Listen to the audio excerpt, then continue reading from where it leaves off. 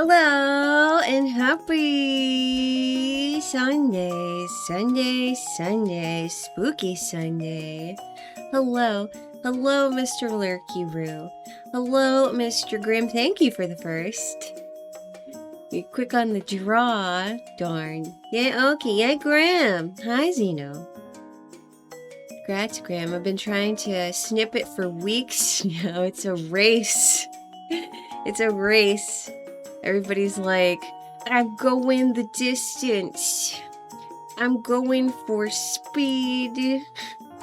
She's all alone in her time of need.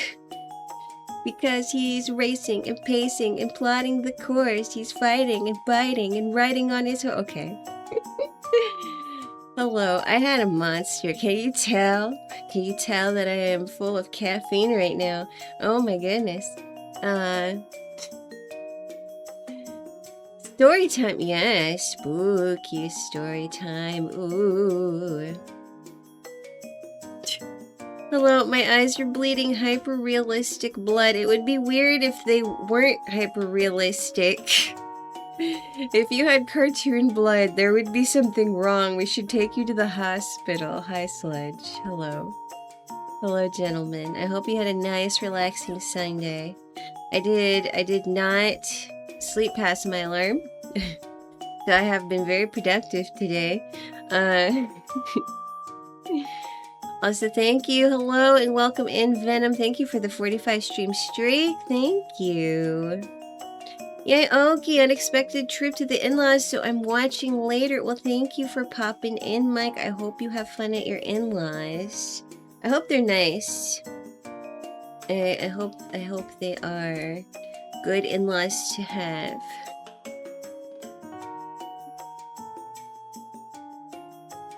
This monster tastes just like... Have you ever had Smarties, Chet? First and foremost, Smarties have a very fascinating texture, not in the mouth, but just to touch. Tastes just like Smarties. It's very odd. It brings back memories of Halloween. I feel like if anyone was going to put drugs in candy, it would probably be Smarties.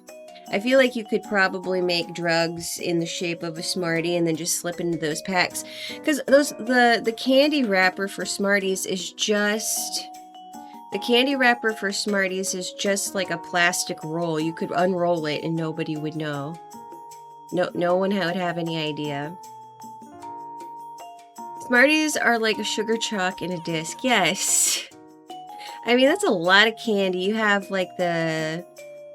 pixie sticks, that's just flavored sugar in a tube.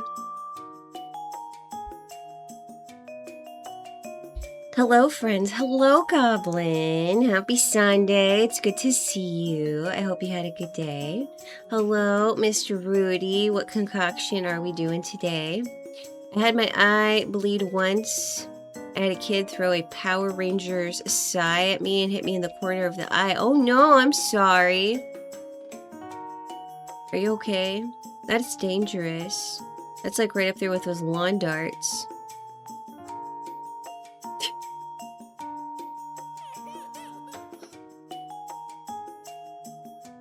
I was obsessed with Power Rangers as a kid because I love dinosaurs. And so I was really obsessed with the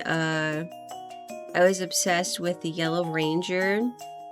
Because pterodactyls aren't exactly, like, my favorite dinosaur. It's just, I don't know. So I was like, Sabretooth it is, close enough. And then also the white Power Ranger. I think I really like the white Power Ranger.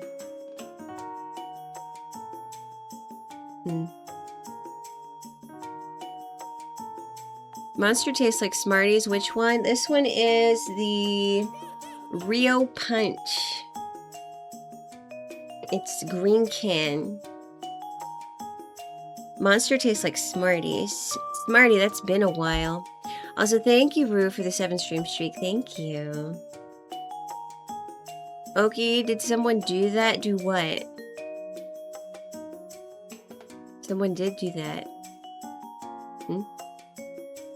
Well, you can buy weed that literally sour gummy these days. It's true. I mean, I guess it depends on where you live. Also, thank you, Zeno, for the 65 stream streak. Thank you. I replaced them with antacids because fuck them, kid. What would that even do, though?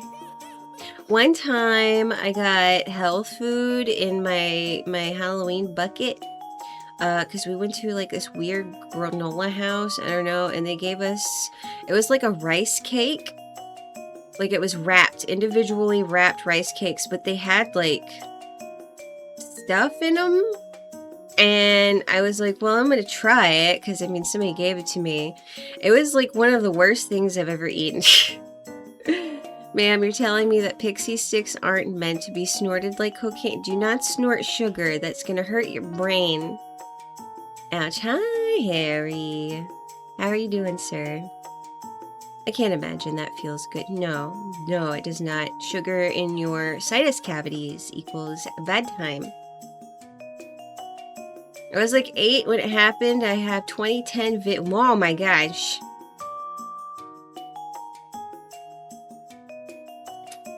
Ankleo bros for light. You really love those Ankies, don't you? I was too old for Power Rangers, but later understood why when I saw the Pink Ranger. It was a nice little after-school special type show. White Power Ranger, no one clipped that out of context.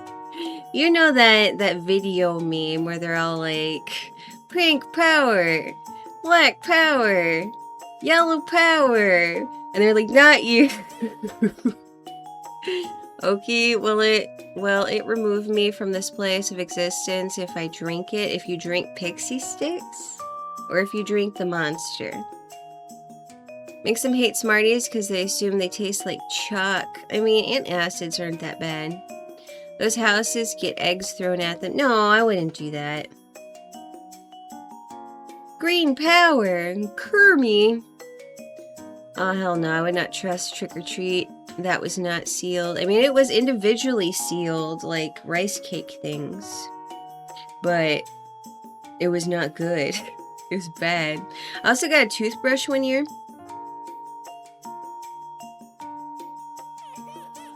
Also, so I wasn't allowed to go trick-or-treating because we didn't do Halloween.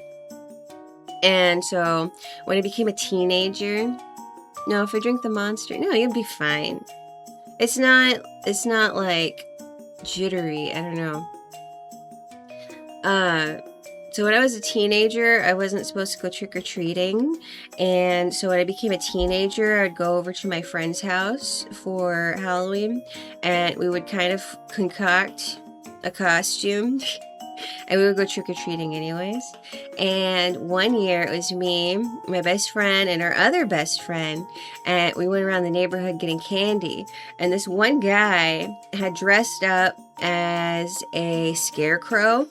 With like a pumpkin head, and it looked like, you know, like either a doll or like one of those animatronics or whatever. It didn't look like a person, but it was the same size as a person, and we were kind of speculative. We didn't know if it was like a guy or not, because it was like sat in a chair at his front door and he had the bowl of candy in his lap, and we were all arguing on this man's front porch, and we were going, no, you try it. No, he's gonna jump up and get us. No, you try. And we were arguing so much that the supposed mannequin starts shaking because he's laughing under the mask, and he's trying not to laugh, but he's like, now he's moving because he's like trying to hold in the laughter because we're like arguing in front of him. He got a kick out of it, and that's such a happy memory.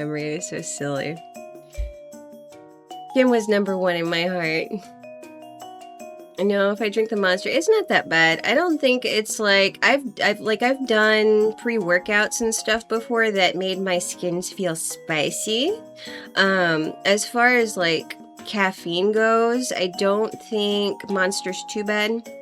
I don't get like a jittery. Maybe do like half of one to see how you feel about it. We have candy popcorn balls where I live during Halloween. Wow, people can't do stuff like that anymore. I wish you could make treats. Yeah, okay, hi, Squishy.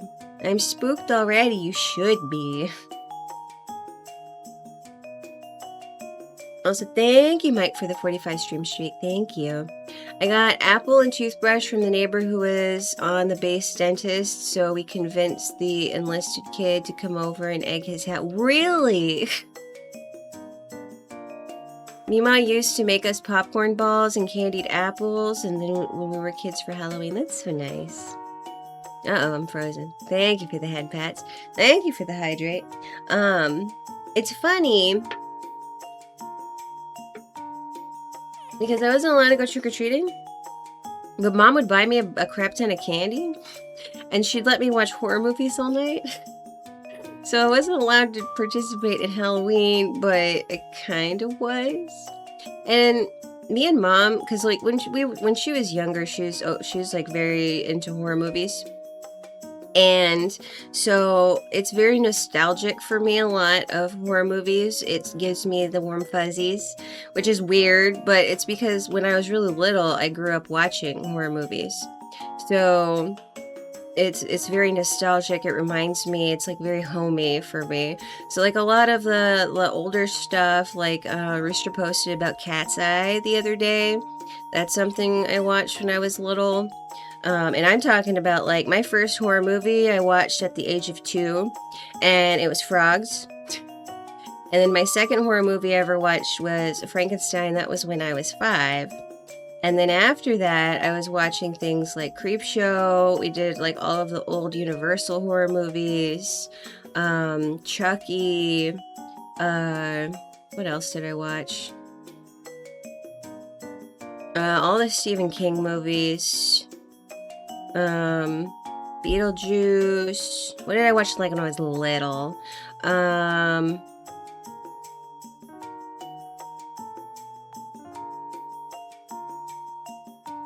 Candyman.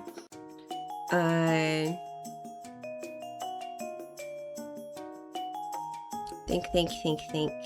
There's a lot of like sci-fi channel, like crappy sci-fi channel horror movies. Piranha. All of like the animal ones were fine, so like I could watch like Piranha, Mosquito, what was it, Orca, The Abyss, which is more of like a sci-fi, but it kind of jacked me up. Was it The Abyss? I think it was The Abyss, where the lady gets taken out by jellyfish. I was scared to take a shower for like a million years because I was like, those tentacles are going to come out of the shower head. Halloween solo completionist. Good evening, forest friends. Hi, Kaven. How are you doing?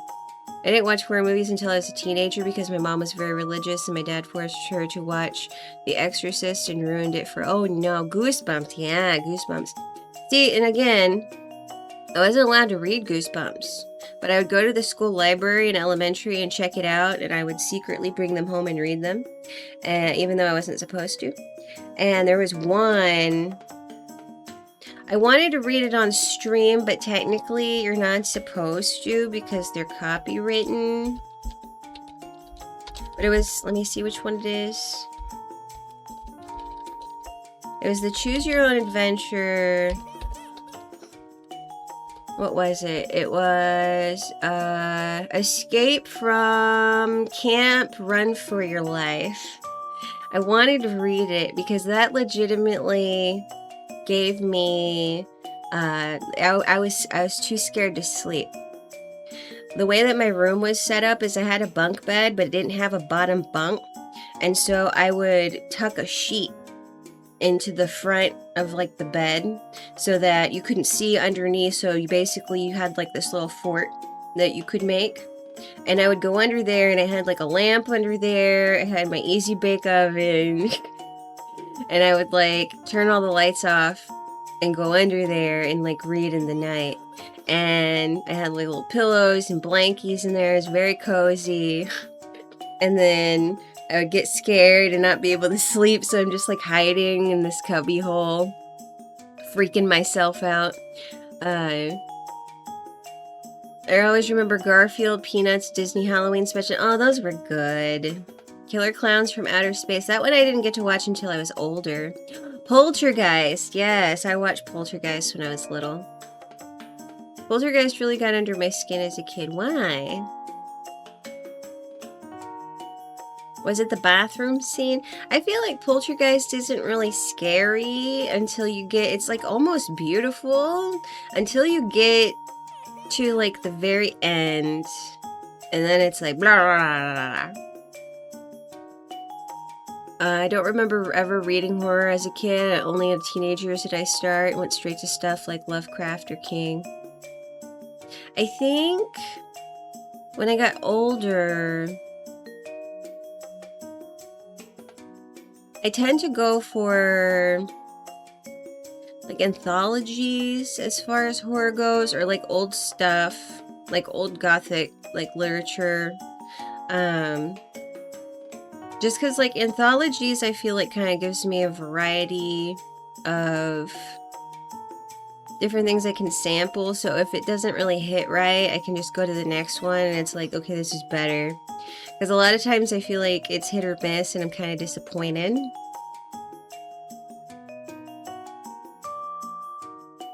Remember the old horror movie called The Gate? Creepy. Oh my gosh, and The Blob. The Blob is good. We loved The Thing. The Thing was good. Alien, which is sci-fi horror. It's kind of they go. I think The Thing and Alien, the first two Aliens, are perfect films. Like the fact that they were like, we're gonna make 9 million sequels. We're going to remake these. I don't think you should. I don't think you should touch them. You can't add anything to this. If you can't make it better, if you can't make the movie better or add something to improve it, I don't feel that you should be remaking it. It doesn't need a prequel. It doesn't need a sequel. You don't need to explain it anymore. We don't need 12 different things in this franchise. You can do a one and done and move on to something else. Please leave the cow alone. You do not need to milk it to powder. And I hate with a passion. I hate all these remakes and like, here's a sequel 20 years later. Here's a prequel actually. We're gonna retcon this whole franchise because we hate you. I hate it. I don't want it. I don't need it. Nobody does. I'm so tired of it. Give me something new, please. Give me something fresh. I require sustenance.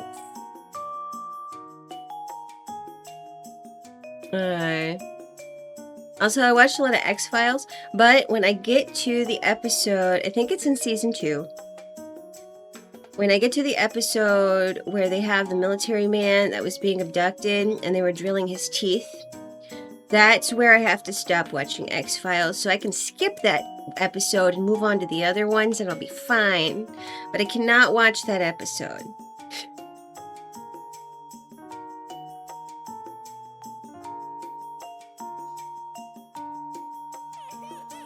Old horror movie called The Gate. Yeah, The Gate.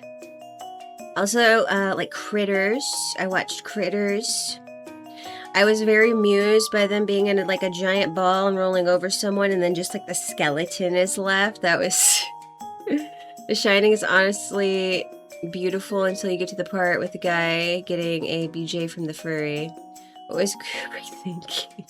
I still don't understand why, and King is weird. King is very odd, and he cannot do an ending to save his life. And he can like set stuff up, but he can't, like, his endings really fall flat. Otherwise I think he's fine. I mean, like, him not as a person, him as a person is kind of like a disgruntled old man, but his writing I think is mostly fine. Anthologies, were the best. Never knew what to expect. Always find at least one banger. Oh, The People Under the Stairs is another one that I watched when I was little. That reminded me of another one. What was it? There's like a lot of horror anthologies that they were kind of, Tales from the Hood. Was it Tales from the Hood? Yeah. The first one. I watched like the new one and it was very, I feel like it was very political. I mean, there were like things in the first one, I think, but it felt like normal, and like part of this one felt very, current thing type thing. And I was like, yeah, I don't want to do that. I just want to watch a good story. I don't want you to like, give me a whole rundown of like, do you know current day and the things that we deal with in daily life? I'm like, no, thank you. I want to be, please bring the fantasy. I don't want to think about real life when I consume media. The one horror book I remember reading as a kid was Camp Zombie. It was long before the zombie craze hit. I think I read that book 3 times. Man, I have to look at it. Getting sucked into the closet still scares me today, and the sequel has ghosts sucking people into mirrors, and mirrors are everywhere. Was the second one with the creepy guy, or was that the third one? Alien 3, sad face. I know, gosh. Alien is goated, it really is. If someone ever makes proper House of Leaves movie, wasn't someone making one of those? Wasn't like a YouTuber making that? Or am I thinking of a different movie? It'll scar an entire generation of people. Need to get Oki to watch Monster Squad. I've seen Monster Squad. I used to have the top bunk to a captain's bed, and I would routinely sleep under it for the first few times because my babysitter checked on me. She thought I'd run away because I'd vanished, when in reality I was sleeping under my stuffed animal pile behind my bookshelf under my bed. Exactly. That's how you do it. I'm late. Real horror. Hi, Dins. How are you doing, sir? Did you manage to forklift the puppy out of your bed? King works better in short, self-contained stories. I agree. I feel like he has a really terrible habit. He can't do endings, and I feel like he goes too much into the descriptions. And so, like, I'm trying to read him, and it'll just, like, venture off into some random thing where he's like, and then my joke about him used to be like, there was moss on the rock, and the moss had started growing 20 years earlier. And when the moss first started growing, and I'm just like, oh my gosh, we don't need to know the backstory of the moss. Can you move along, please? And also he gets very odd with some of his cosmic stuff, and I feel like he really shouldn't touch on that because it's too bizarre. And this comes from someone that enjoys weird fiction. Sorry, I have an eyelash in my eye, so I'm like digging in there while I'm talking.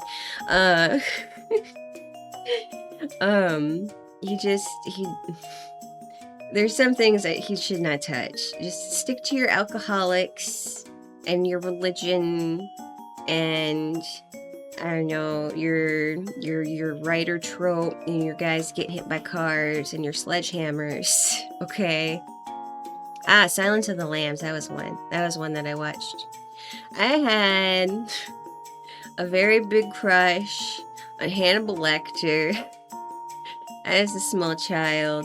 And also, I had a crush on Freddy Krueger as a small child, which is very much bad because if you know Freddy Krueger's backstory, that is incredibly messed up. Incredibly.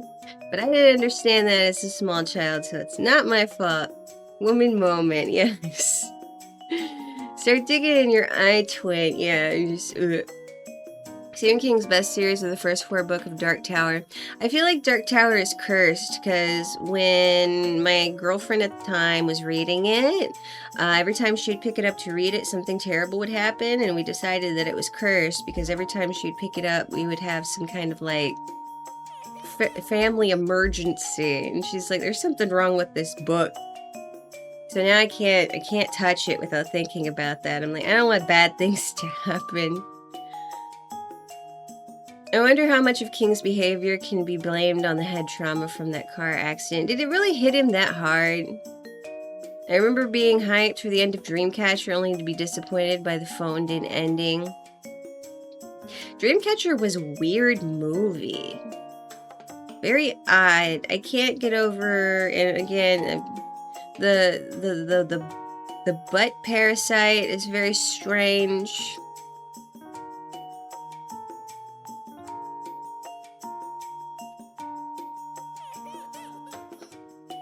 Ghoulies Go to College lied to me, but it's a good movie, and also the first time I saw boobies on TV. When was the first time I saw boobies on TV?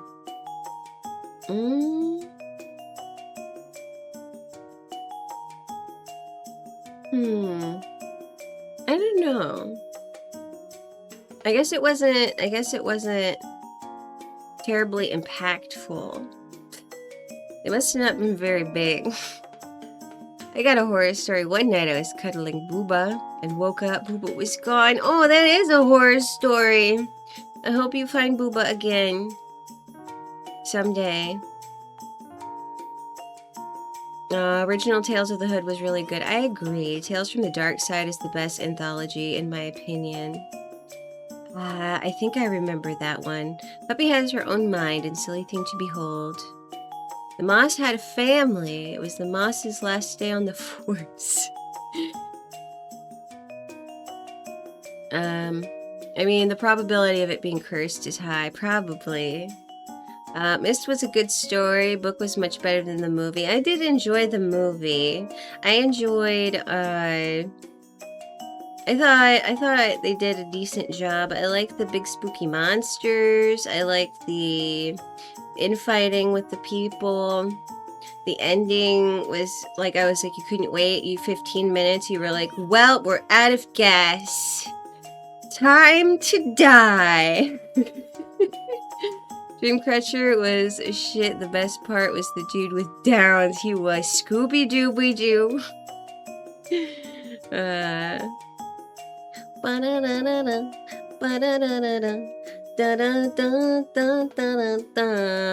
there, Scooby-Doo. Do-do-do-do-do. Sometimes I talk to Gristle Puppy and I tell her, I'm like, would you do it for a Scooby snack? And she's like, I don't know the word snack. I don't know what Scooby means, but I know what snack is. Man, I've been rambling. I'm sorry. I got off on a tangent. I could talk about horror movies all day. I could, but she would do it for regular snacks. She does get snacks. Quit acting like she's dying. Don't you know she's morbidly obese? My fat chud daughter. My poor fat chud daughter. Shawshank was a better movie than King deserved. I agree. Shawshank was good. Also, Act Pupil was very good. And disturbing. I like Thinner.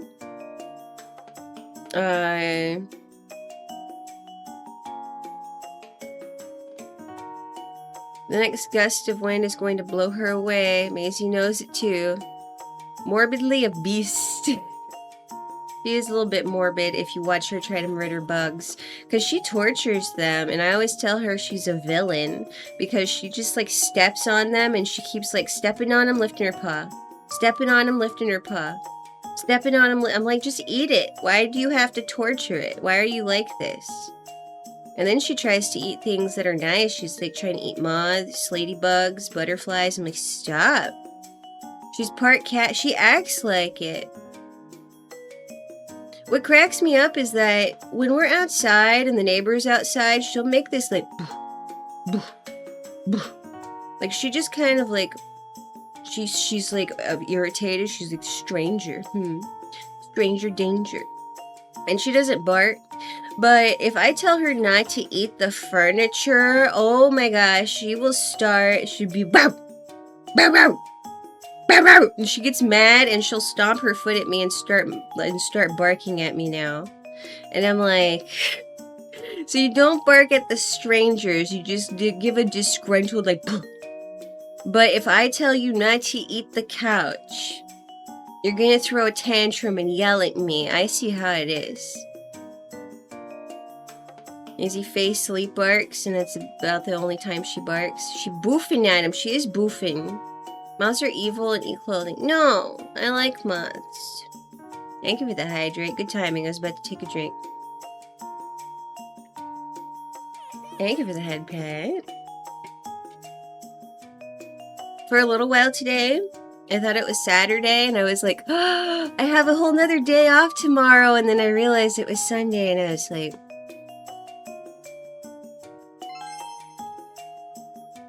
oh my gosh, what if I just, SBD, man, that's not gonna be easy to call you, SBD, Espid, thank you for the follow.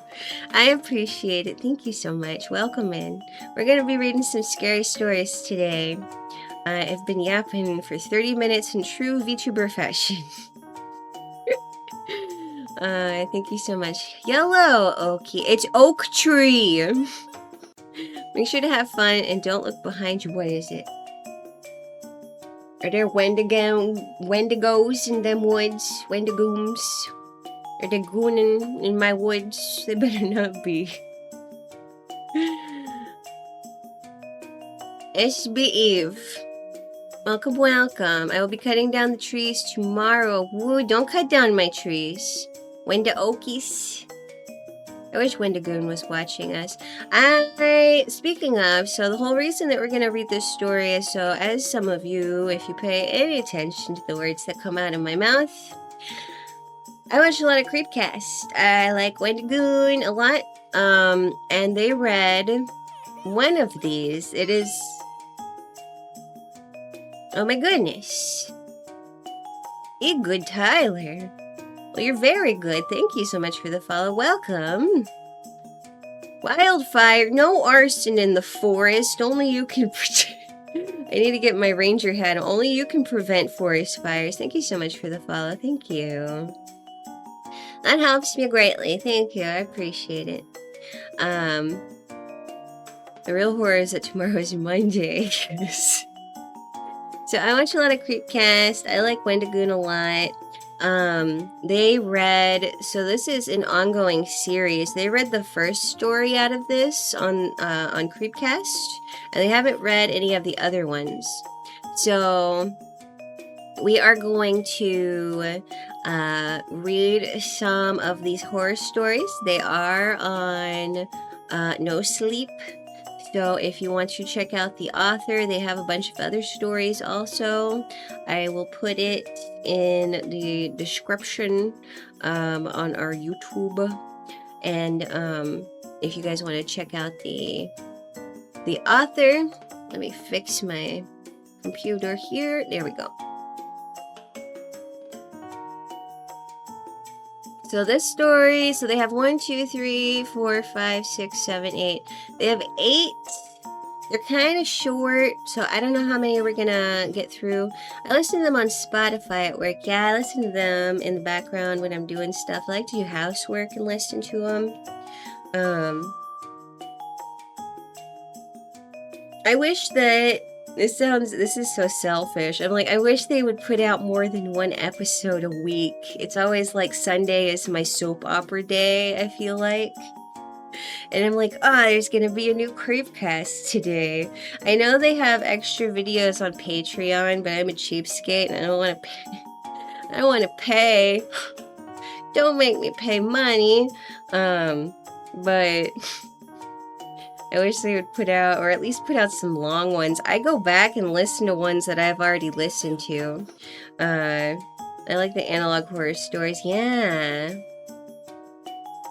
There's some really good, and I don't know if you guys like the analog.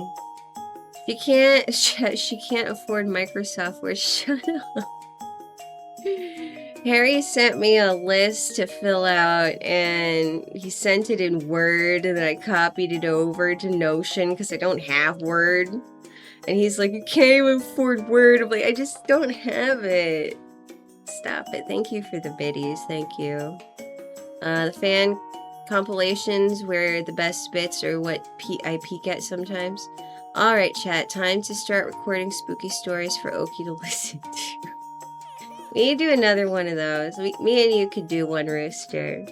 We could have our own creepcast with blackjack and hookers. The trees I'm cutting down are Chinese fir trees. They're evil and they need to go. Oh yeah, yes they do. We had, when I went to my naturalist meeting, they were talking about those actually. That's gonna be a pain in the butt to get down. Please be careful. It's so sad. There are free versions. Only an absolute fed would use word. Ever heard about the guy who went missing and ate himself? What? He ate himself? To like stay alive? That kind of sounds familiar. What part of you, I feel like that would exude more energy rather than starving, because then you'd have like an open wound, so it doesn't seem very smart to do that. I could make a joke with a character I've always wanted to make. You just want me to use my voices for evil. Yes, I do. Evil Rooster is best Rooster. I have provided Wawa to the birds. Aw, well that's very sweet of you. Hello, Oxy. I read something like that. He was stuck on an island after an airplane crash and ate one of his legs. I feel like that's counterproductive. I have to wear leg wraps and canvas so they don't fuck me up too bad there, but yeah. Oh, please be careful and don't get all scratched up. Don't get all scratched up. Consume leg to fuel other leg. A plane crash and the passengers ate each other. I mean, if you're eating somebody else, I mean, that's one thing. Just don't eat the major organs, chat.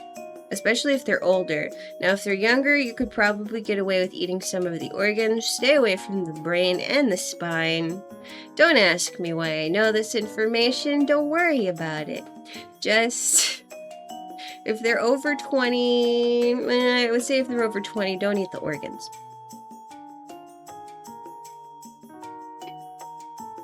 And make sure you eat the eyeballs. What? His leg had gangrene. Hello there. Tasty, tasty, yes. That sounds like a Ryan Reynolds movie. Welcome to Oki's chat list. Listen,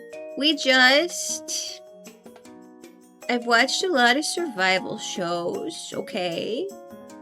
And I don't consume true crime, but I grew up on true crime because my mom and my grandma liked true crime. So I like the survived books. Okay, we're gonna read this nice story now. This is called... Every month a parade would pass through my hometown, but we were never allowed to look at it. Lurking while I get my kielbasa. You have more kielbasa? And some heat. I'm gonna make this a little bit bigger because I can't wear my glasses when I'm on stream because then my model don't track and then I can't read words. I've lived in Arizona for the past 15 years of my life, but I had a very different life before that. I used to live in a small town in the middle of nowhere. I couldn't even tell you what side of the country it's on, or even if it is in the United States. You must have been tiny. I once kielbasa. Oki marathoned Bear Girl Survivor Man episodes. I like, man, I can't think of it now. Is it Alone? No, I don't think it's Alone. It was a small forest town with dense trees in all directions, but where exactly this particular forest is, well, your guess is as good as mine.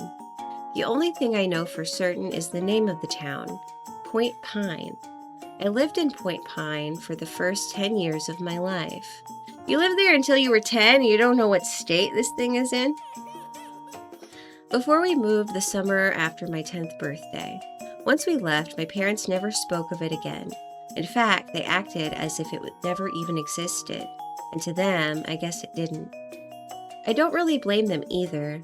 I caught on pretty quickly and realized that they were trying their hardest to forget the memory of Point Pine.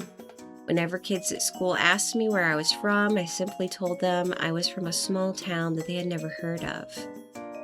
I also learned early on that any questions about Point Pine would be met with punishments. A few months after we moved to Arizona, my older sister, Felicity, had a school project about family history.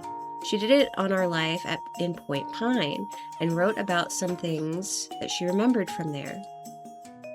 Our mom found her project the day before she turned it in and burned it in the backyard. When Felicity came home that afternoon, my parents took her up to her bedroom, where I heard Felicity crying out every few minutes in what I assume was pain. Parents were beating her. Don't you ever talk about our hometown again. Bad child.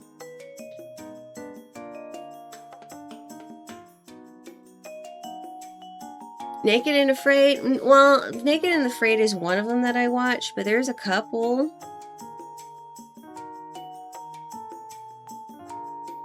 There's a couple. But I can't remember the name of it at the moment.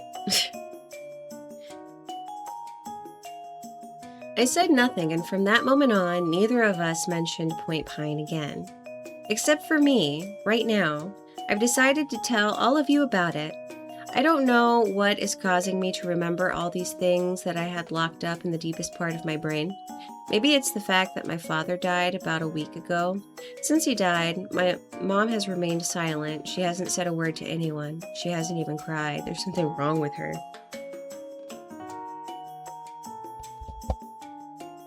In fact, she ended up sending my father's remains off to God knows where.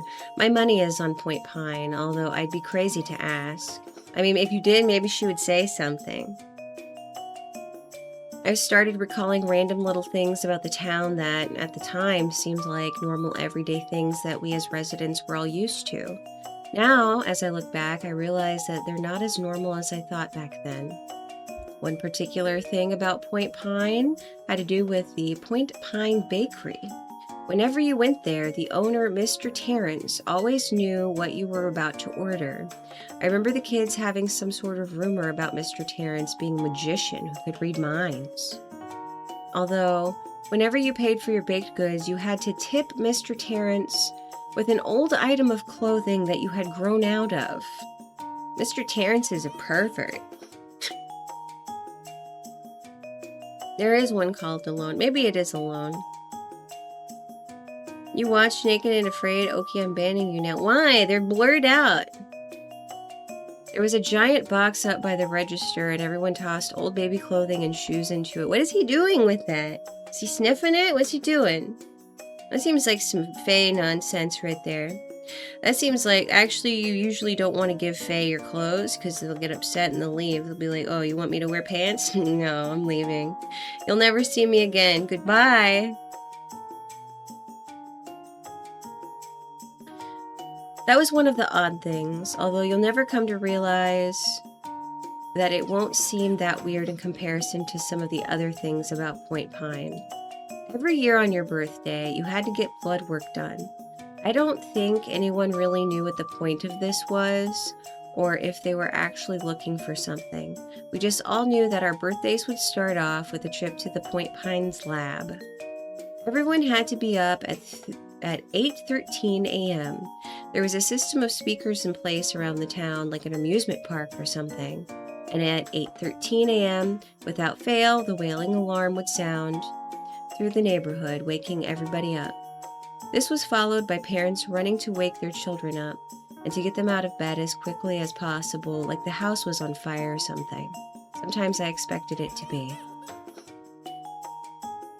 All of the Point Pine schools were placed in different areas of the town.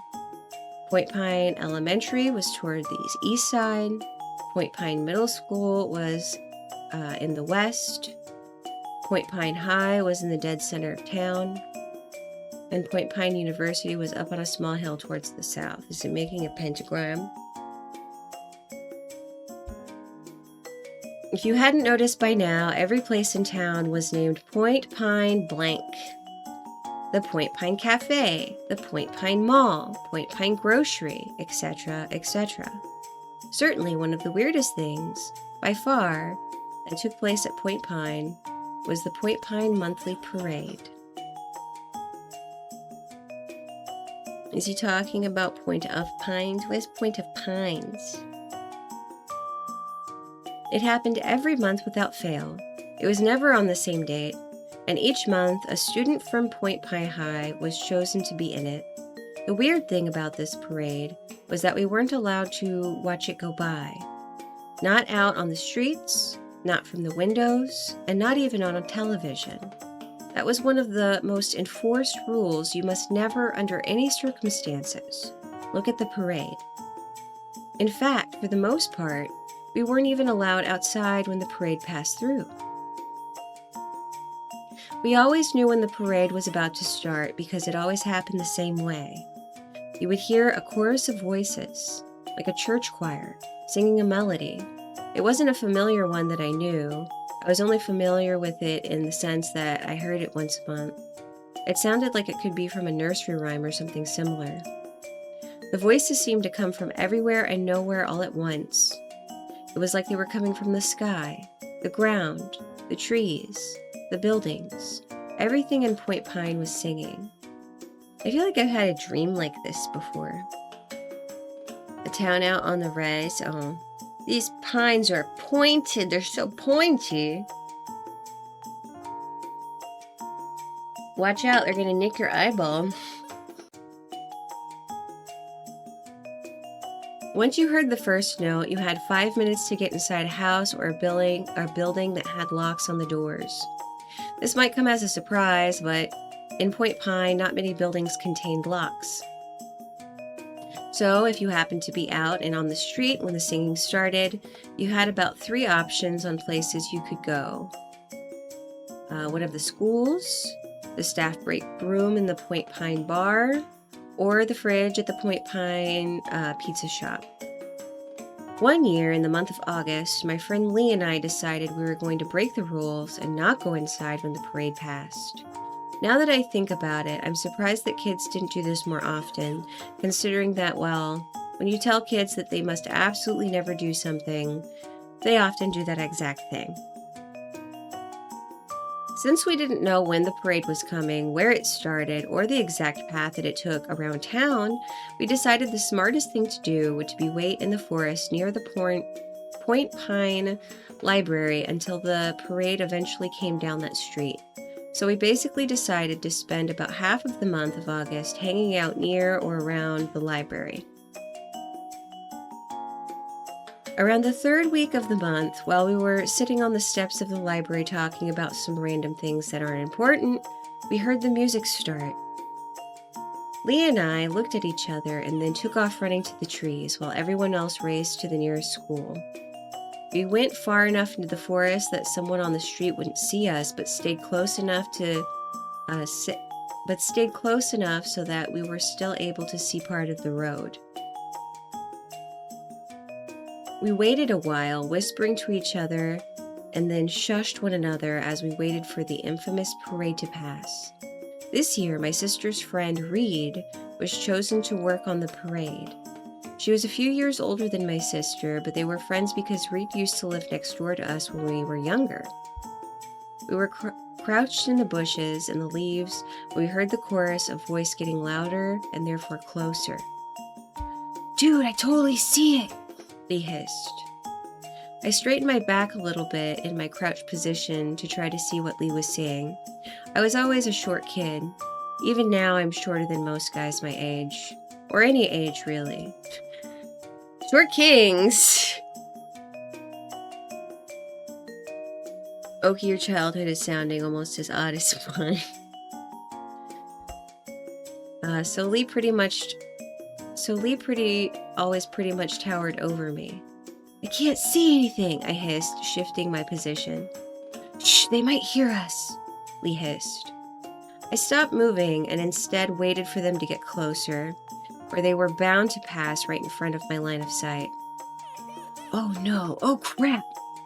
Suddenly, Lee dove to the ground, landing in the fetal position with his head cradled in his hands. "What?" I asked, looking from him to the street. "I saw her! I saw that girl!" he exclaimed. "Reed?" I asked, looking over trying to spot her. Lee grabbed me and slammed me down on the ground. "Ow!" I exclaimed. "What was that for?" I asked. "You don't want to look at it," he replied. I noticed that for the first time in all of the years I had known him, Lee looked absolutely terrified. I turned my back on the parade and sat down and looked at Lee instead. "What did you see?" I whispered. "Those things. They did something to her. They're eating her, Cody. But she doesn't even care." I looked at Lee, who still had his head in his hands, and he was crying now. I sat with my back to the parade, no longer wanting to see. I heard the singing getting louder. "Cody," I heard the voice calling. "Don't look," Lee whispered. "Cody. Cody." Now the voice sounded like Reed. "Look at us, Cody." I shut my eyes. The voices went on for a few minutes longer, and at one point Lee started wailing. I kept my eyes shut the entire time. After that, it moved along and continued its way through town. Once we began to hear everyone come out of their hiding places, I stood up and leaned down to help Lee get up. Once he stood up, he kept his head down. I could hear him sniffling. "Lee, what's wrong?" He finally responded as he lifted his head. "It took my eyes." I will never forget the dark, bleeding holes in Lee's face and the cuts around his skin. I threw up in the forest for a good 3 minutes before I was able to help lead Lee out of the forest. A few adults saw us and got our parents, who came and got us right away. The day after that, my family moved out of Point Pine. I never knew what became of Lee after that day. Minutes after we left, my parents acted like Point Pine never existed. It was never discussed, and I never had the nerve to ask about Lee again. As far as I knew, Lee was the only person who ever saw the parade, and he was never able to see anything else after that. I don't know if Point Pine still exists. I'd like to go check it out again, but even if I knew where it was or how to get there, I don't think I'd ever go back. I have a feeling that I wouldn't exactly get a warm welcome, although I can't shake the thought that my parents were somehow still connected to the town, even after all those years.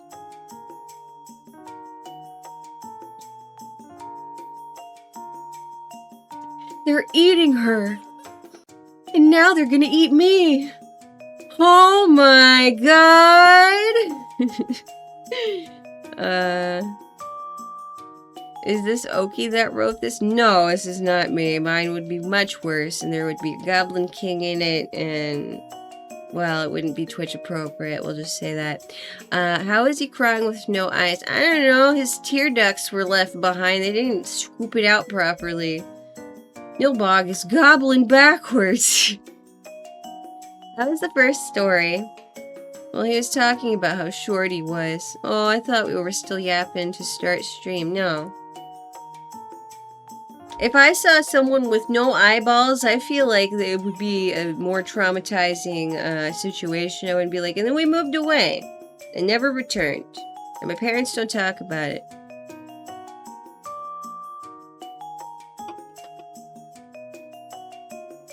Man, that monster is sweet. Okay. From this point, I have no idea what any of these stories contain. Do not the goblins, Okie. Just the king, just the top goblin, it's fine. Just the 80s bulgy one, you know. Very wholesome Sunday. Hello, Okie. Hi, Talon. How are you doing? I think I'd rather bring it up to my parents, like, the fuck were you thinking raising us in a town like that? I don't know, maybe it's culty. Maybe they're cultish. Wow, Okie, just wow. What? You've seen the movie that man is wearing some tight pants. I don't know what you want from me. I'm doing good. How are you today? I've been very productive. I took a nap today and I had a dream that I worked at my work, but also there were VTubers working there. And one of, it's a very popular, I don't know what I would call him. It's not a VTuber, but it's like a VTuber account on Twitter. It talks about VTubers a lot. He was really into my coworker. And so he kept scheduling pest control appointments so that he could call and talk to her. Oh, David Bowie. I was thinking Goblin King from Goblin Slayer. No. We're not, no. And he needs to be human-ish. VTuber foot fan? No, I don't know if I want to tell you specifically which account I was dreaming about. But it was funny. And yeah, it was a very odd dream to have.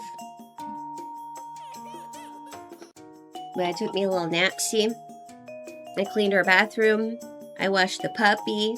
I went to the gym. I did something else. What else did I do? I made some stuff for this week so that I don't have to scramble to make thumbnails. Then what? Wait, why don't you trust us? You shouldn't. I mean, I don't know. I don't know. Now the puppy washing is literally torture. She's pretty good about it. She just kind of looks sad when I lead her into the bathroom. She's like, okay, I guess we're doing this. But she has a really good time when I dry her off. Does Holly like baths or does she fuss? She's good about it. She doesn't... The only part that she doesn't like is she doesn't like when I rinse her because I don't think she likes the sound of the water hitting water. But the rest of it she's fine for. She just kind of looks sad. But like she'll get in the tub. Like she's good about it. She just kind of like looks at me kind of depresso. She's like, I don't want a mom. Why do I have to do this? But otherwise she's a good baby about it.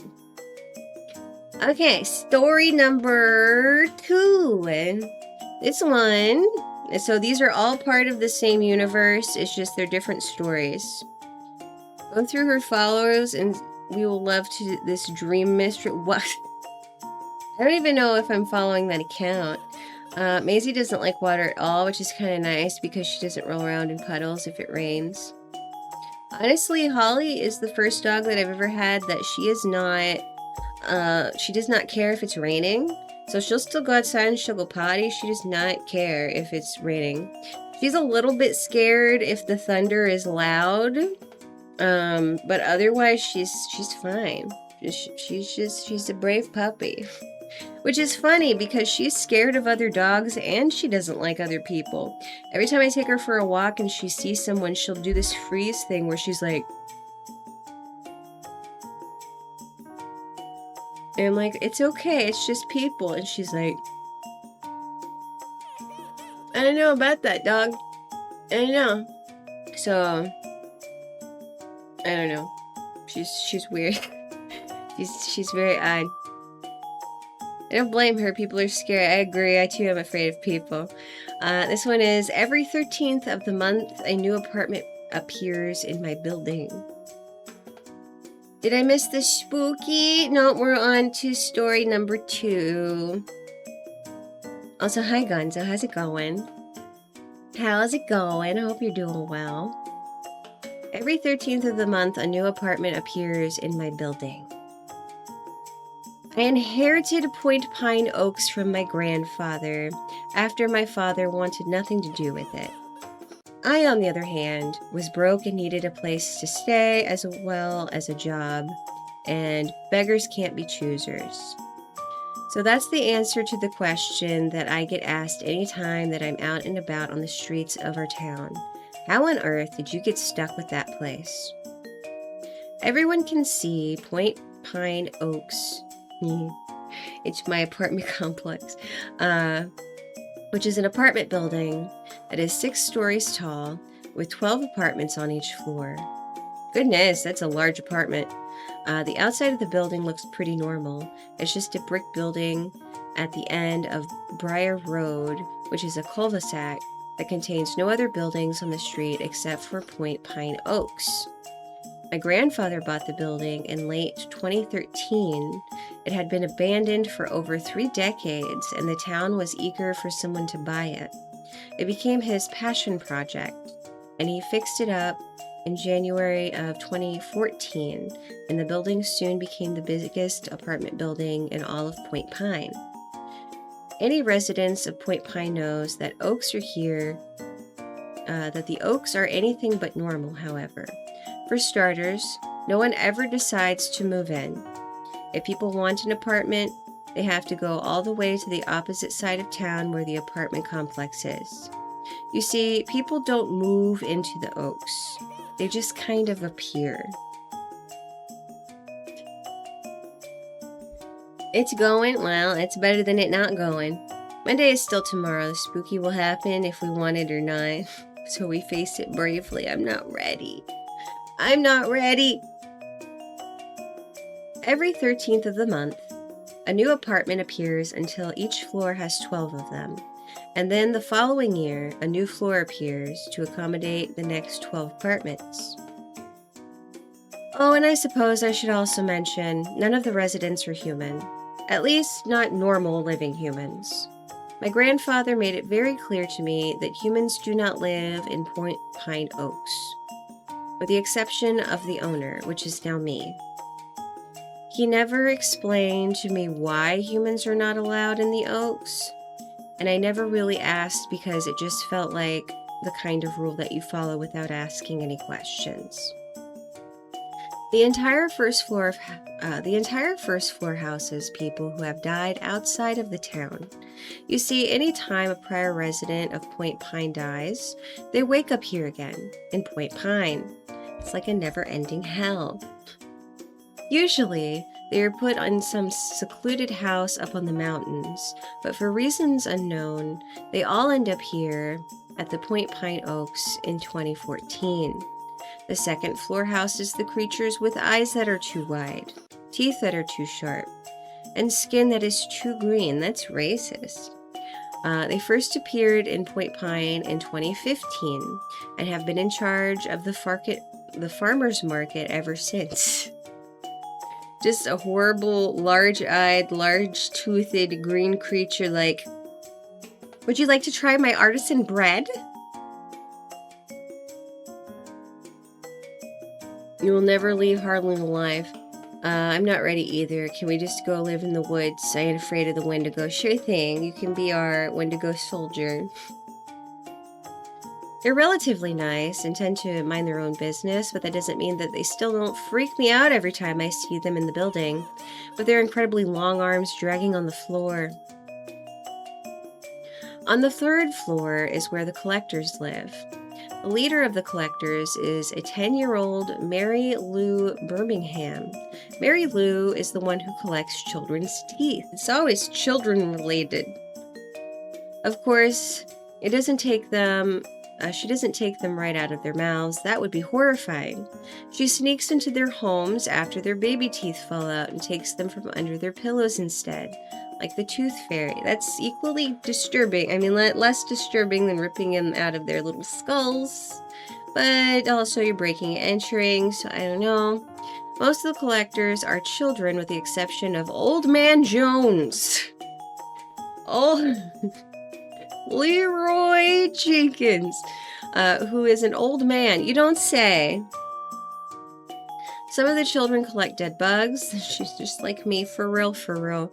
Others collect less unsettling things like flowers, but some collect the dirt from graves in the cemetery. On the 4th floor live the people who died in 2017, when the bell tower appeared in Windsor Park.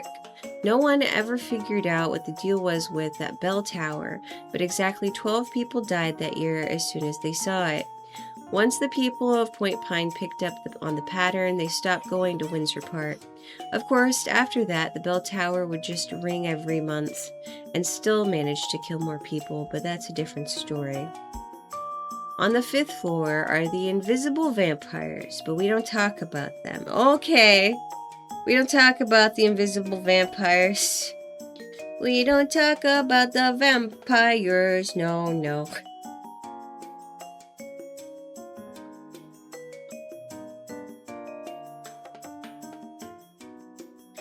The 6th floor appeared this year, and so far the tenants of that floor were none of the specific species, and they don't seem to have anything in common.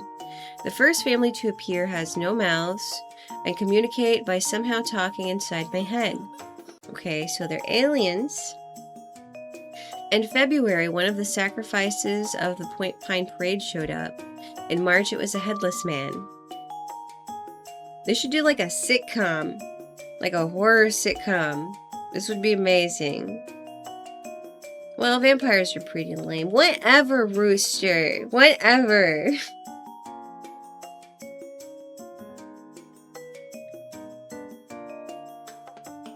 April brought a family of... I don't know how to say this word. Cucunies? What is this?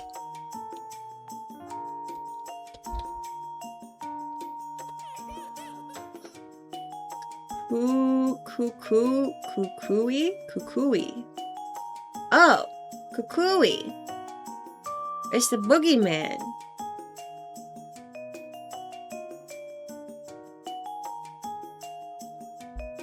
It almost gave me a heart attack the first time I saw them. They were by far the most horrifying residents of the building, with their huge red eyes that rattled around in their skulls, and their decaying black skin that was crawling with maggots. Upon opening their mouths, the building shook with a horrible screeching sound that was like nails on a chalkboard at 600% volume. In May, a seemingly normal family moved in, which terrified me just a bit more than the Kukui had, until they invited me to dinner, and I watched their lower jaws drop to their shoulders as they once ate an entire raw chicken in one bite.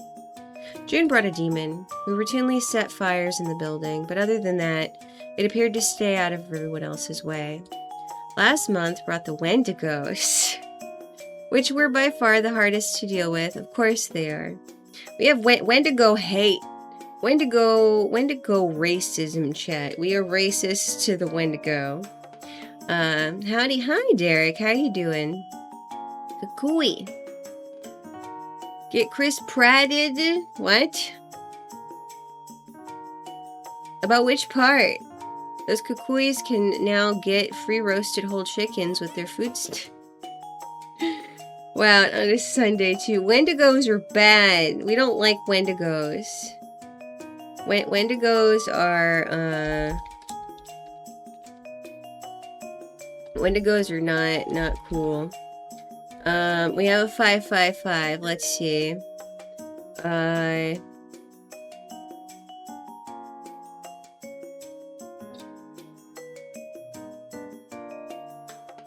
Alright, so let's see. We'll do deer fact. So, deer can run up to 40 miles an hour, and they can jump up to 30 feet horizontally.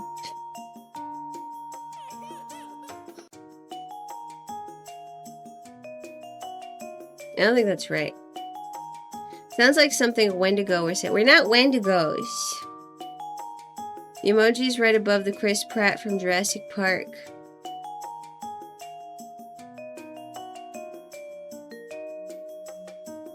Oh, I see. We're doing the meme. You're also dumb as hell. You guys think every animal is dumb as hell. Have you met people? Have you met humans? Yay! Let's see. Last month brought the Wendigos, which were by far the hardest to deal with. We had to come up with an agreement that they could only eat the undead folks on the first floor, since they would just wake up in their apartments again the next day. Therefore, they wouldn't technically be hurting anybody. Okay, that sounds like hell, because you're trapped in this apartment building in this town that you continuously go back to, and then you're being eaten over and over again by Wendigo. If not dumb, then why not in HOA? HOAs are terrible. What are you talking about? I can confirm that my humans are... are dumb as hell. Why, yes, I have met many humans. I interact with many normal humans on a daily basis as I go about my totally normal human day. Okay, now Rudy kind of sounds Wendigo-ish. Today, the new apartment didn't appear until noon. This is odd because they usually appear right at midnight. On the 13th, I stood on the 6th floor staring at the empty wall until the door suddenly appeared. Apartment number 68. We can't do the funny, we can't do funny meme number, I guess. Took a deep... Apartment number 69 is just going to be like pee-pee-headed monsters. I took a few deep breaths to prepare myself for whatever hideous monster would answer the door, and then lifted my hand to knock. Coming! Someone called from inside. I heard footsteps to approach, and then the door opened up in front of me. Hi! There was a woman standing in the apartment.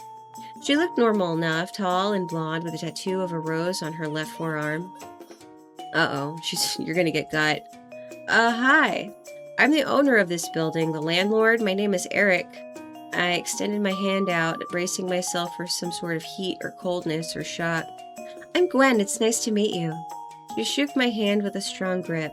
It was a normal handshake, but I wasn't going to relax just yet. I needed to give a few more minutes to know exactly who these new residents were.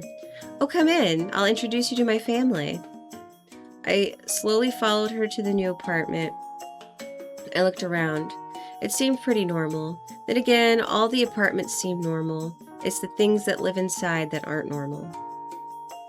They seem normal. So you just have like a family of Wendigos living in a normal apartment. They're just like on the couch, like watching a sitcom, like eating human fingies, like popcorn. What? I'm gonna drive. Be entertaining. Yes, sir. We're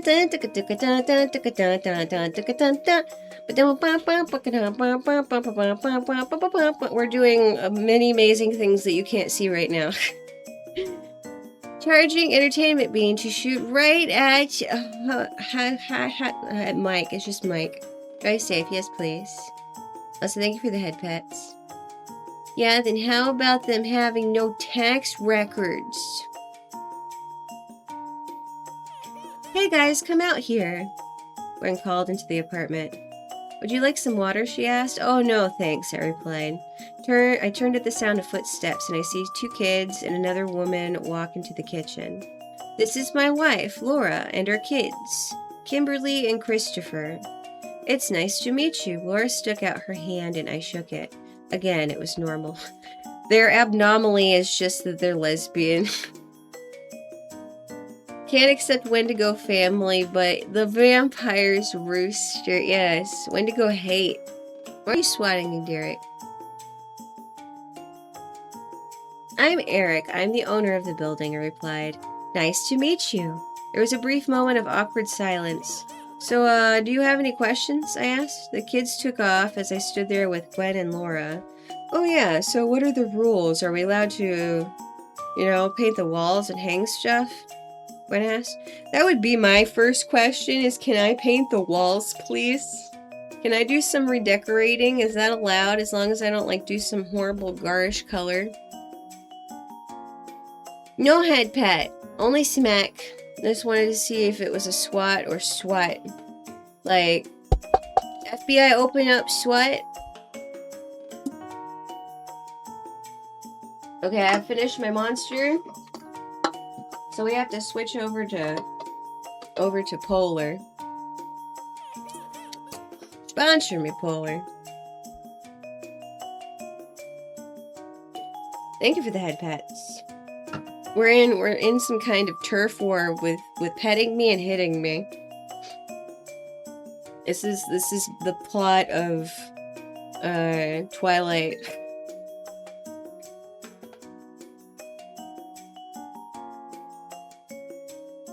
Beat the Fae? Please don't beat the Fae.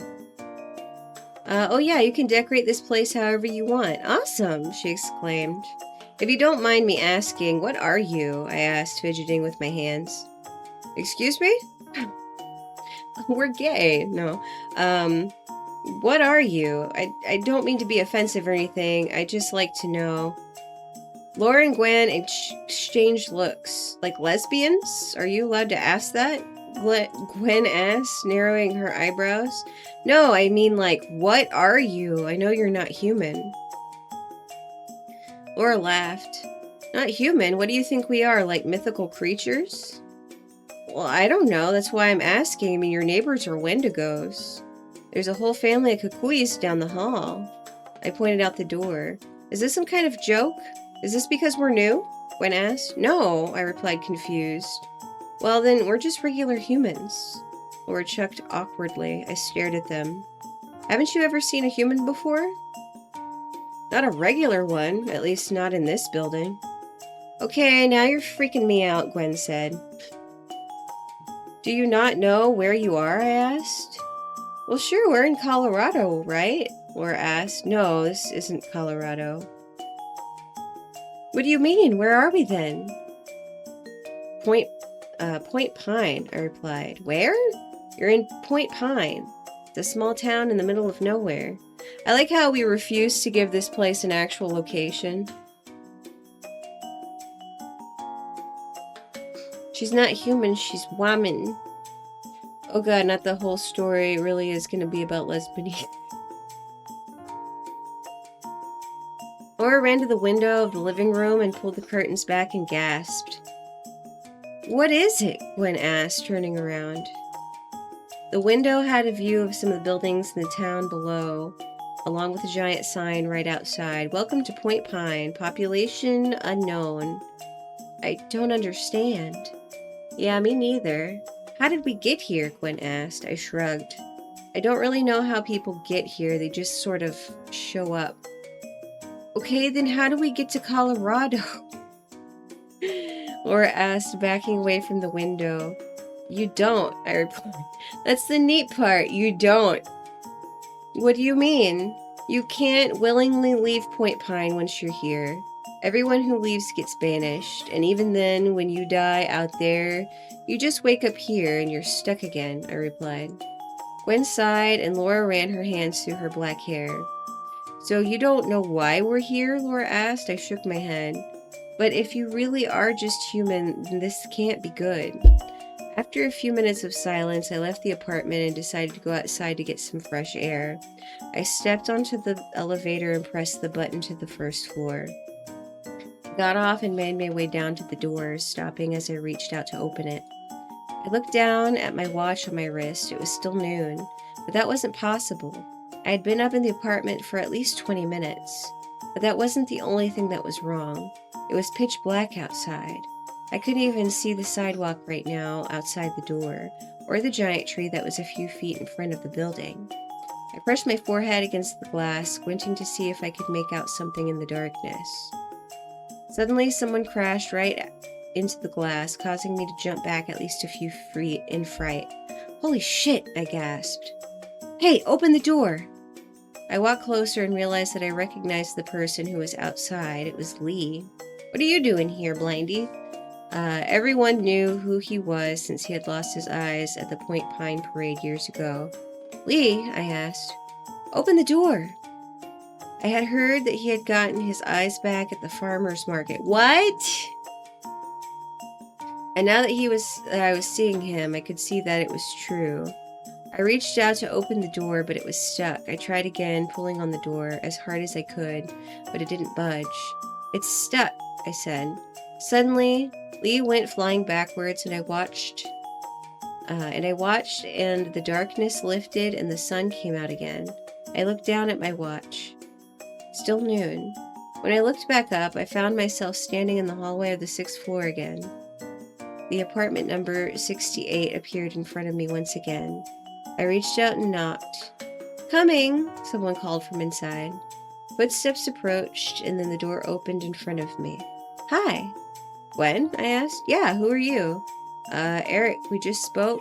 I'm sorry, you must have me confused with someone else. I didn't reply, staring into the apartment as Laura and the kids came out. That was at least an hour ago, and the same chain of events keep repeating every few minutes, and the time has not moved past noon. I don't know how to undo it. I don't even know what this is. I'm pretty sure I know what's causing it, though. Humans shouldn't live in Point Pine Oaks. The end.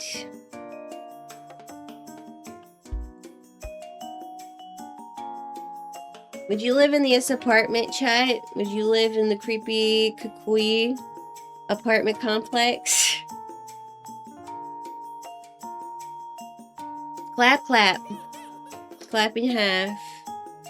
And that's just a theory, a story theory. I would be okay with living. Technically, I did. You lived in this apartment complex with Kukui and Wendigo and dead people. The only thing I don't like about apartment complexes is that all the food smells mixed together. It's pretty gross. I don't care for it. Depends on how cheap the rent is and how big it was, and do they have a gym. Their gyms are never very good. I liked the apartment complex that I lived in by myself, and I had a nice veteran that lived underneath me that would come outside and talk to me while I stood outside on my patio and chain smoked. And he would come outside and talk to me and complain about the VA.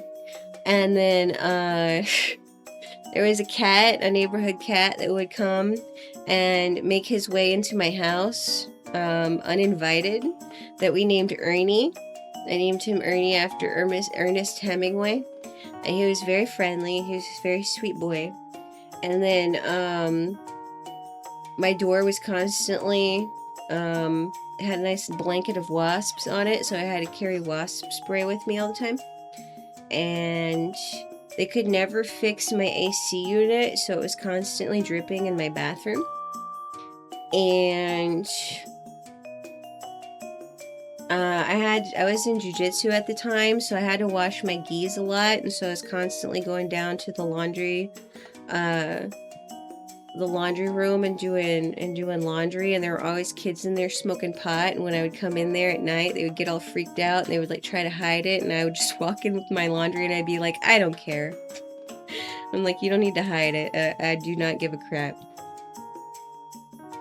In my apartment complex, there was this granny that would come by, and I would put what I assume was a grandchild in the recycle bin to get aluminum cans out. Sometimes my grandma had me go dumpster diving for her. Yeah, but if you can't leave something, it's better than nothing. Oh, in a pool. She's chain smoking. Who would have thunk? I mean, not anymore, but I used to smoke. Just made turkey and refried bean burrito for dinner after eating it. I'm tired. Oh, you got the itis? You got the itis. Also, hi, Paper. How you doing? How you doing? I hope you're having a fine Sunday. Turkey, like ground turkey? This one is called... Hold it. Okay. A whole turkey. He unhinged his jaw and ate the whole turkey.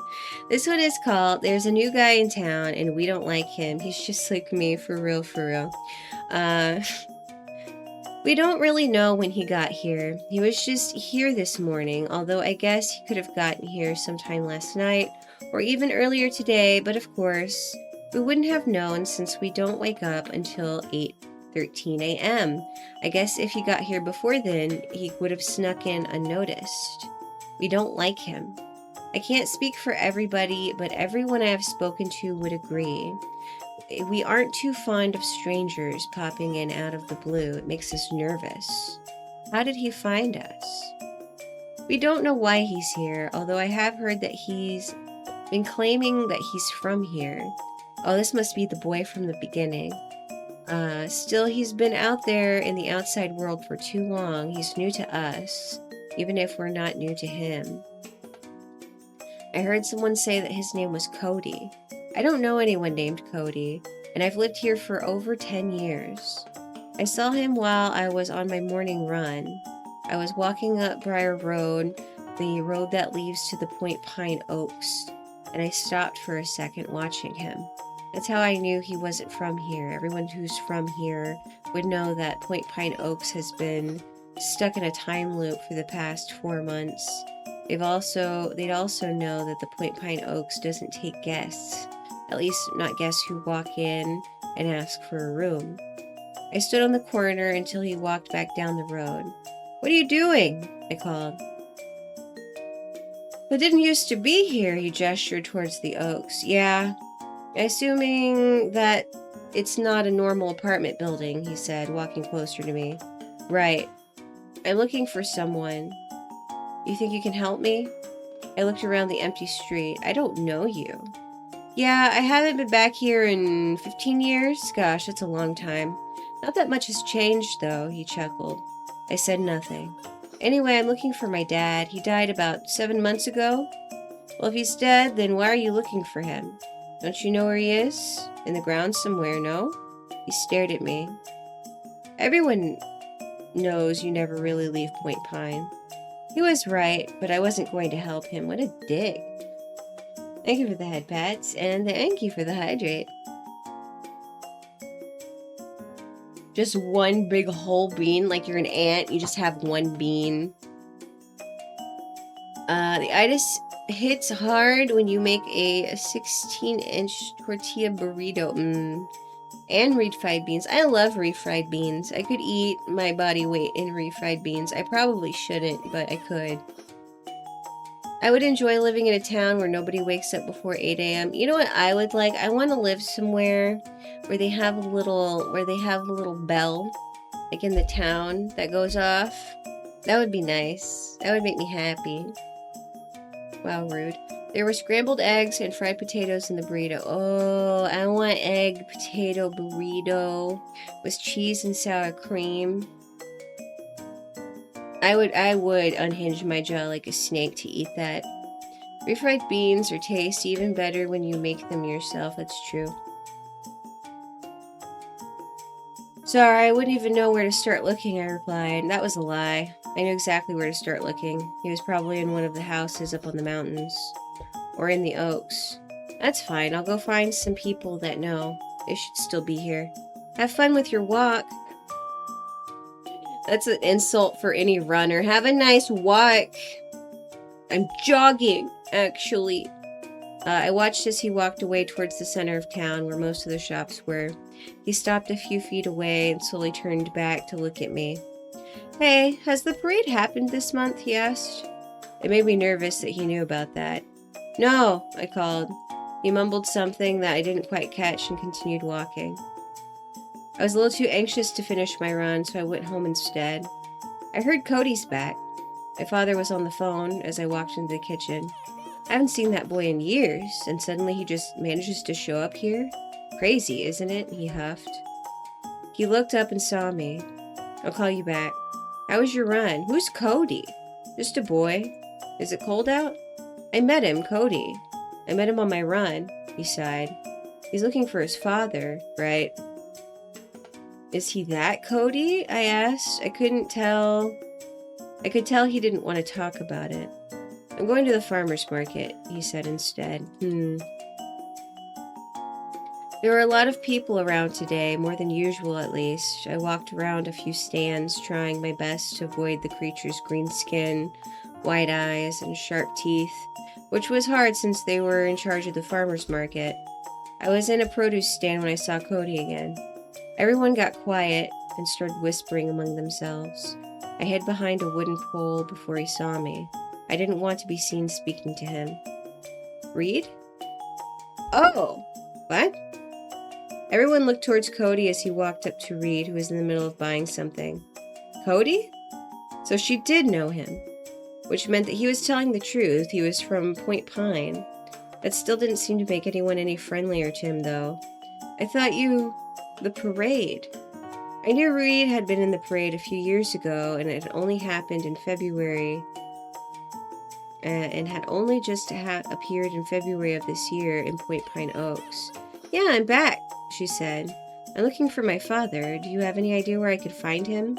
"He's at the Oaks, first floor. I see him from time to time." "The Oaks." "Yeah, but you can't go there," I figured. "I can tell him for you, though." I live there, Reed said. What about Lee? He's somewhere around here, she replied. She was right, he was. Somewhere being the time loop at the Oaks. I wondered why she didn't specify that. I look around and notice that there's no one else speaking. It was dead silent. Cody and Reed must have noticed too, because they stopped talking and looked around. I don't think they like me much, Cody whispered. He was right, we didn't. I saw him later that day as he was leaving the Point Pine Library. I had just returned some books that my father had checked out on gardening and saw him talking to Mr. Terrence outside the Point Pine Bakery. I stood at the steps of the library watching. They seemed to be having a normal conversation. Mr. Terrence was laughing at something that Cody had said, and it made me wary of him. I already didn't trust Cody, and now I don't trust Mr. Terrence with his clothes sniffing. Germany has town bells, or they did when I was there. I know that some, we have some, here in Texas, and that they go off, but usually it's, in the old part of town. I would like that, though. I want to live by a bell, so I can hear it. Bing, bang, bang, bang. Bang, bang, bang, bang. Bang. Bang. Bang. Bang. I think the church back home still does hourly bell tolls still. Yeah, it's nice. I like that, and I like hearing train in the distance. I like that too. I continued to talk, and I noticed other bystanders giving them weird looks. I decided that it was time for me to leave. You need to leave! Beginning walking down the steps into the sidewalk. That's when a chorus of voices started singing. I took off running immediately, as did the rest of the people standing around. I knew everyone would head for the Point Pine bar first, since they had recently added locks to their doors, which means it could get full, and I'd only have to go back and find somewhere else to hide. The Point Pine Middle School was my best bet.